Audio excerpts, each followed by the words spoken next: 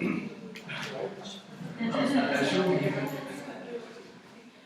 right, so we're here again. I'm very glad to introduce you to Professor Mauro Pezzè from the University of Milano Bicocca and Lugano, Switzerland. He's leading two labs. One is called STAR and one is called LTA, okay, in each one of the two universities. For my students, the ones that are here, he's very famous because we use his book in software testing and reliability, so software testing analysis, widely. And so, of course, he authored an uncountable number of papers. More than two. More than two. And so he is in the editorial board of Transaction Software Engineering. Yes, right. And he was in Tozen, right? Yes. And so, of course, he's also was general chair for ISTA 2013, and program chair in 2012. For ICSI. Okay, sorry. Anyway, don't worry. So, and also another important thing for us is also he got many projects, in particular the Italian ones, which are very, very different to get. Okay, thank you. Thank you. Okay, thanks a lot. Usually start, well, first I have a disclaimer. I am trying for the first time this new toy, I've been playing for a while, and this is the first time I play. So before I was trying to get because without connecting to the projector, I can actually annotate with the pen the slides, which is what I wanted to do. Connecting to the projector apparently is impossible. So I try, if you see me at some point, like down, I will switch to the back, which is here. So I hope it's not working exactly. Okay. The other thing is I usually start by asking people to introduce themselves and tell them what they know about the topic. But if we do that with a short time, maybe we spend too much time. So what I'd like you to do is, I understand that in a group like this one, you have different expertise, different background, different knowledge, different expectations. Just stop me if you actually think that I'm not following the path you expect, And don't be shy. I mean, we can discuss all together, and I'm happy to actually switch topic. Or, in particular, there are things that hopefully are new. Maybe some things are not new for most of you. If it's most of you, I may actually switch to other topics. Okay. Okay. The topic of today is self-healing software systems. Now, we are talking about self-healing is one sort of self-adaptation. So people talking about self-adaptation, people are talking about autonomic system, people are talking about many different kinds of systems. Now, the terminology and the work is new. I mean, we can trace back to the beginning of 2000. So, how many of you know the famous autonomic paper? Okay, so it's not that famous.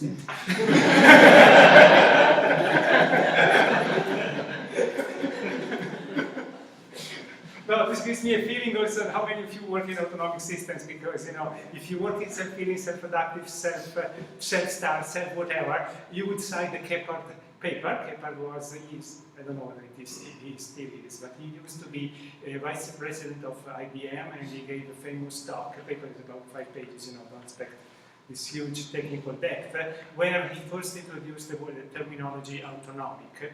Autonomic, which mimics the idea of the autonomic system of the human body. Okay, so basically, and that's one of the key terms that are used in the environment. You can also find people using self-adaptive, self-managed, self-star, and actually one of the main event of this community is SEAMS. It stands for self-adaptive software engineering for self-managed software systems. I was chair of that too. So more than two as well. And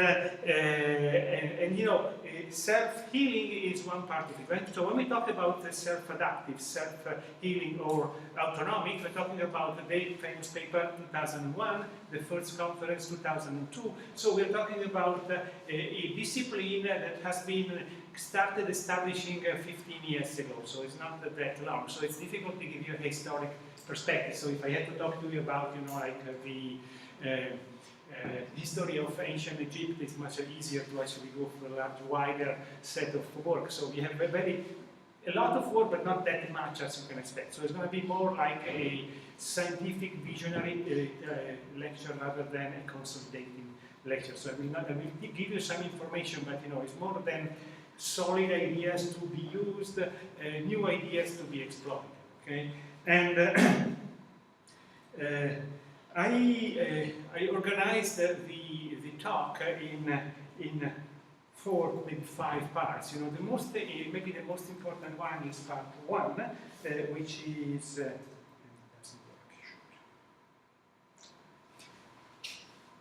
Now the nice thing is that I can point and use, but it's not working. Okay, well, anyway, the first part is the overview, where I actually try to motivate. Why we talk about self-healing, what is self-healing, because I mentioned the not so famous Kephart paper on I mentioned a couple of conferences or events, but basically, I don't know how many of you have a feeling of what exactly I mean when I say autonomic system. Because I mimicking the human body, it's not enough, I believe, to actually understand what it is. So I tell you what it is, why it's important, so I try to give you motivations first. And then I actually go through and I will give you this overall idea, which is basically the core elements. So what do we study? Have been studying the last 10 years about this. And then I will give you a few examples. We will see in the overview, which will be short even if important, that there are several different elements that actually characterize the topic. We talk about fault localization, about behavioral anomalies, we talk about failure prediction, we talk about fault healing. Okay, now I cannot give you a sort of nice and coherent presentation of what is the state of the art well established in the last 50 years. I can give you what we do as a community. And of course I inspire largely, but not only, from my project. So I will exemplify the problems or the possible solution through what I have been doing in the last almost 10 years now in this area, hoping to give you some hints on how to use other techniques, other technologies. I will mention other technologies as well, but I prefer to give you my niche. Okay? And now we talk about basically 3 parts. One is about the localization of faults. So basically, we are talking about systems that do actually correct themselves. Okay, this is in terms of linguistically self-healing is someone who can himself or herself heal from some problems. So one thing is actually from which problems. Okay? So basically, if you go to the autonomic human body, people talk about for example, receptors. Okay, you have receptors, which are the cells and the proteins that actually feel like you have a virus, feel like you have some problem. Okay, so basically this is fault localization. Now, software does not have viruses in the same way like human body does, and so it's very difficult to adapt the same kind of cells to actually detect viruses. So how we can actually localize faults? And I'm talking about this idea, which is studied by many different groups, which is relating anomalies with, or faults with anomalies. Try to understand what does it, how can I actually see that something goes wrong? It seems to be obvious, and it's not actually. And on the other part, I will actually move on, because one thing is, and I hope I give you the feeling, you sense that you are not feeling well today, okay? And that's because your body is actually programmed, developed, designed to actually give you the sensation, there are actually, it's very, very rare diseases where you don't feel like having a fever, you don't feel like being unhealthy. So, or in some cases you don't even feel it, hopefully none of us in this room, but it may happen that even if you are sick or ill, you don't feel it. So the problem, and I'd like to give you the feeling of what is the difficulty for the software, because the point, and it's fairly easy somehow to intuitively think about. If I tell you I have my nice system that sums 2 integers, and I get 2 and 2 and I get 5, you say it's wrong. Okay, but if I'm the computer and I produce 5, why the hell should it be wrong? So that's exactly the first problem. The first problem is how do I actually feel that I'm wrong, okay, as a computer? And then the second part is, okay, I'm wrong. Now my program is small, but if I have a large program, and I will actually mention some work that I'm doing with the recent project, which is basically on a large telecommunication company. They are moving on the cloud. So we are not talking about 1, 2, 3 nodes. We got objections about what about we have 30,000 nodes connected to the network in a variability environment where traffic changes. How do we actually locate the fault? Actually, I had a long meeting yesterday with my Chinese partners, which is interesting. And that's the second part. Once you actually get the feeling that you are bad, why are you bad? Are you bad because you actually hit your leg, or are you bad because you have a virus? Which kind of virus? Which kind of disease? And then the other thing is how you repair. Okay, you go to the doctor. And the doctor gives you some medical stuff. But the software, you go to your favorite programmer, and you actually modify the loop, the variable that controls the loop, and the check of the loop, and the system will work back again. But I am the software who are actually running badly. And to me, if I may be very honest, when I started this, I got a lot of objections, which actually put me in a very, very bad mood, which was, how the hell can you think that software can actually heal itself? And I had a very good friend, actually, Barbara mentioned the book, it is with Michael Young. Michael, who, when I started thinking about that, we talked a lot, and he said, working on self-healing system, I think is a great idea. Look, there are two issues. One, you know how to heal the software, and then why the hell you actually wait for the software to fail to heal it? Two, you don't know how to heal the software. How the hell can you expect the software to know that? And honestly, I almost decided to stop working on this for a moment, because I was really saying, no, this is actually, he's right, he's definitely right. No, actually, he was wrong, actually, and I will actually show you how we do, but other people do as well, which is using, and I will tell you about reliability and redundancy and self-healing, which is, again, how we can actually heal in a way that is out of the scheme, easy and simple and intuitive scheme of mind. The scheme is simple, Either you know how to correct, are you actually, is it a commercial game where you actually put in the fault in the software so that you get paid to fix the faults? No. Or is that, that you pretend not to do anything now, and then suddenly you wake up in the morning and you know how to do that? No. There is a third way, which I'll actually try to indicate to you. And then, the last part is, if I can, I like to talk about scaling up. The idea is, I will start working with systems which are of a reasonable size. Now, I am working right now, as I mentioned, on these large systems.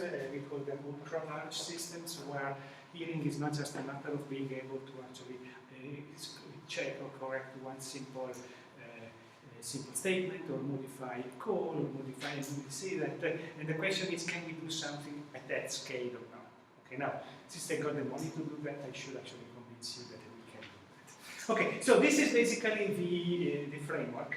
As I mentioned, anytime you find out that it's obvious, stop me, let's skip. I think I have more than we can do. Although I always hope to have time to talk and to have a discussion. So, first, overview. Well, first is basically software fails. Okay. Now, I think in this audience, I don't have to tell much more about that. So I do have a couple of other slides for my undergrad students to convince them to stay in the class when I teach software testing. But in general, this is my favorite picture, by the way. Which is a picture you probably remember in 2011. It's a problem with the United Airlines flight system, actually, and that's the great thing of that failure, is that it was a failure of the boarding system. So it's not a failure of the on-aircraft, the fly-by-wire system. It's not, because as a student I grew up, I don't tell you when, because you will think I'm too old, but I grew up in working on these safety critical systems, and say, if the system is safety critical, then it cannot fail. Yeah, but the web is not safety critical. Now we're talking, most of the software is not safety critical. You're talking about that software. If you're talking about, what is not safety critical in the airline system, managing tickets and boarding and money. That's critical, business critical. It's not safety. It's not that if you board a bit late, the system crashes, the plane crashes. But if your system crashes, and you have half of the American major airports not being able to board the people on the flight, you stop flight. Okay, that was actually, it happened again, actually, by the way. And I like this story because once upon a time I tried to check in with my little handbag, and I usually do that without going through the line, and then I had to go through the check-in, and I tried to actually negotiate with the, and at some point, that I'm he saw that title professor. No, I'm a professor, yes, working in informatics. Oh, we have a good system. Oh, yes, I always use that system in my classes. And then I told him why, actually. And he said, yes, it's a horrible system. Which you always agree, because, do you know anybody who said that the system is not horrible? Nobody. Anyway, so system fails. Okay, now we are used, and I'm coming, my book says that, I'm coming from software testing and verification and program analysis. What you do is you actually design well, reason well, implement well, do program analysis, do symbolic execution, and the more you do, the better it is for me. And then you do testing, and you run the testing, and that's, you put it on the system, and then you actually go for maintenance, which basically means you want to get paid for nothing, but So, and no, actually there are elements that give evidence that this is not possible anymore. Okay, now I'll go fairly quickly through this, but I actually identified three main elements, and then I will show you the next frontier. The three elements are the dynamic behavior and emerging scenarios, are unexpected environment interactions, and are multi-vendor, multi-owner systems. So basically, when we talk about dynamic autonomous services, this is a very simple example. You have a service provider, you have a service broker, you have a service requester, and each of them can change without being synchronized. Okay, because you don't know which code you use when you invoke a server. The service does not know which browser you use when you actually browse the system, and the broker have no clue about who is connected to what. And so basically, even if you were able to actually fully test and fully analyze the system, you cannot do it in advance, because in some cases you do not have the software before deployment. Okay, because that's a kind of system. Second system is unexpected environment interaction. Okay, basically you have your computer that interacts with the whole environment, and then you have several computers that interact, and it does not work anymore. Now I had two very nice stories, but I tell you the last one, which is not exactly software.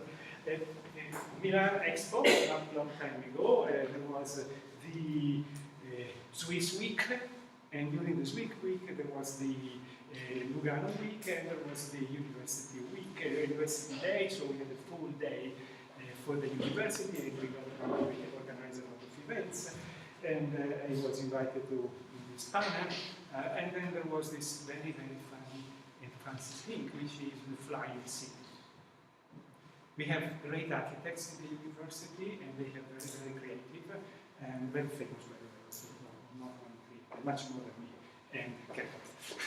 And basically, this guy was thinking about this idea of self-configuring cities, self-modifying cities, self-adapting city, and he had this metaphor, which was, he was actually thinking of the city that it changes. Now, he did not design a city for that, but he was actually thinking about, he actually had a big class of students building models of the very famous buildings, the Eiffel Tower, the London Bridge, and blah, blah, blah. Then getting these drones, and then actually, so it's a flying city. You have these things that fly in the air, and all of them actually show that the configurability of the city, metaphorically. What do you think can go wrong? No, just because you're not thinking, yes, people say that, always is an expected interaction. Come on, it's always the same example, What do you think can go wrong with this very nice flying city? The buildings were actually built by architects, students in architecture, very solid, very nice, very lightweight. The drones were actually commercial drones that were designed. You know, the flying people are actually trained to fly. You know, and we are not talking about a city of 2,000 buildings. You know, 4 or 5 of them. You don't expect there to be a huge amount of. So they went to the expo. Actually, the day before, they prepared the big air in front of the pavilion, the Swiss pavilion, and then they actually started flying. And then you start the first one, great. The second one, great. The third one, okay. The fourth one.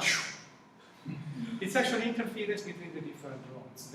Nobody, not even us, you know, because you know, I'm not blaming the architects, but we do also have a great institute of cyber physical systems, you know, and nobody thought that if you have many flyers in a small environment like the area in front of the building, they do interfere, and you know, in that case, you know, the reaction was falling down. Okay, so basically, I had the same experience with my first smartphone, but I don't tell you that because I don't have time. Anyway, that's the second part, you know, unexpected environment interactions. The other thing, which is less interesting from the technical viewpoint, but is actually, I think, the core, is this work of multi-vendor and multi-owners. So basically, this is a very simple application. This is the way we was built. Actually, this is, I think, the technology we were using at some point in our website of the group. So you see, every single element is actually a different vendor, and vendors do not talk each other. Don't expect that. A long time ago, I was actually working on this idea of I will tell you about that, inferring models from the system behavior, which is still important. And there was a guy coming in, are you sure you can get this? Yes. So you can actually understand who does what? Yes. Can we see the technology? And then he explained that they were one of the few companies who built system software for the TV recorders. Okay, and then they explained that it's very simple. You know, there is one provider. There used to be one provider for the operating system, and then 2 major providers for the different services. And whenever something crashes, they tell it's their fault. Because they always hope to get the whole system to be built by themselves. So this is the common situation, and then you actually have to demonstrate that it is their fault and not your fault. And actually, you know, the most common thing that happens is that, that's what's nice, they were building a system and using a workaround because the other vendors were actually having a fault in the system. They fixed the fault without telling them that they fixed the fault, and they crashed. Okay. So this is what I name, you know, and this is a huge problem because, you know, in the past, me too, not only, you know, the whole community have worked on ideas like, oh, we analyze the code. Wrong. We don't have the code. We analyze the specification. Wrong. We do not have the specification. Well, we analyze the API. Wrong. We do have only partial API, and you cannot trust them. So that's actually the real situation. So all these things actually would actually lead to the idea that no matter how well we become in testing and analyzing formal verification, we cannot actually have the system survive in the system. Now, I added a couple of slides because that's actually my last idea. But basically, there is something which is called ULS, ultra-large systems. How many of you know ultra-large systems? Some. Okay, so it's a bit more famous.